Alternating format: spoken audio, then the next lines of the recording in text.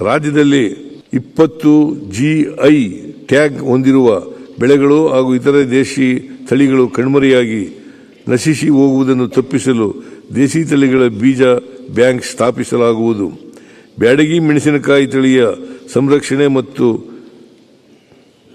ಮುಟುರು ರೋಗ, ಥ್ರಿಪ್ಸ್ ಇತ್ಯಾದಿ ಸಮಸ್ಯೆಗಳಿಗೆ ಪರಿಹಾರ ಕಂಡುಕೊಳ್ಳಲು ಸಂಶೋಧನೆ ಕೈಗೊಳ್ಳಲಾಗುವುದು. ತೋಟಗಾರಿಕೆಯಲ್ಲಿ ಅಧೀನದ ಆಯ್ದ ಕ್ಷೇತ್ರಗಳು ಮತ್ತು ನರ್ಸರಿಗಳ ಅಡಿ ಸಾರ್ವಜನಿಕ ಖಾಸಗಿ ಸಹಯೋಗದೊಂದಿಗೆ ಹೂ ಕೃಷಿ, ಅಲಂಕಾರಿಕ ಸಸ್ಯಗಳು, ಔಷಧೀಯ ಸಸ್ಯಗಳನ್ನು ಬೆಳೆಸಲು ಹಾಗೂ ತೋಟಗಾರಿಕೆ ಪ್ರವಾಸೋದ್ಯಮವನ್ನು ಉತ್ತೇಜಿಸಲು ಕಾರ್ಯಕ್ರಮವನ್ನು ರೂಪಿಸಲಾಗುವುದು.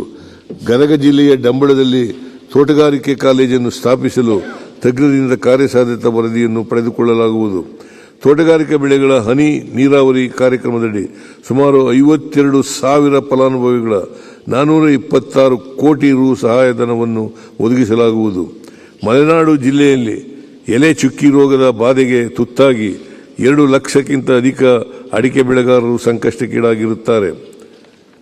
ಈ ರೋಗ ನಿಯಂತ್ರಿಸಲು ಸಸ್ಯ ಸಂರಕ್ಷಣಾ ಕ್ರಮಗಳಾಗಿ 62 ಕೋಟಿ ಒದಗಿಸಲಾಗಿದೆ.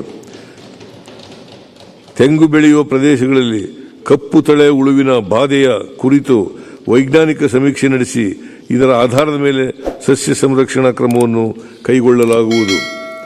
ರೇಷ್ಮೆ ಅಂತಾರಾಷ್ಟ್ರೀಯ ದರ್ಜೆಯ ದ್ವಿತಳಿ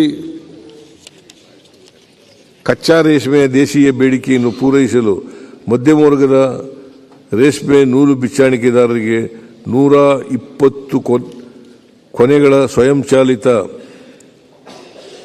ರೀಲಿಂಗ್ ಘಟಕಗಳನ್ನು ಸ್ಥಾಪಿಸಲು ಪ್ರೋತ್ಸಾಹಿಸಲಾಗುವುದು. ಲೇಟೆಸ್ಟ್ ಹಾಗೂ ಇಂಟ್ರೆಸ್ಟಿಂಗ್ ಸುದ್ದಿಗಳಿಗಾಗಿ ಬಾಸ್ ಟಿವಿ ಕನ್ನಡ ಚಾನೆಲ್ನ ಸಬ್ಸ್ಕ್ರೈಬ್ ಮಾಡಿ. ಹಾಗೆಯೇ ಬೆಲ್ ಐಕಾನ್ ಪ್ರೆಸ್ ಮಾಡಿ. ಇದರ ಜೊತೆಗೆ ಫೇಸ್ಬುಕ್, ಇನ್ಸ್ಟಾಗ್ರಾಮ್, ಎಕ್ಸ್ನಲ್ಲೂ ಮಿಸ್ ಮಾಡದೆ ಫಾಲೋ ಮಾಡಿ.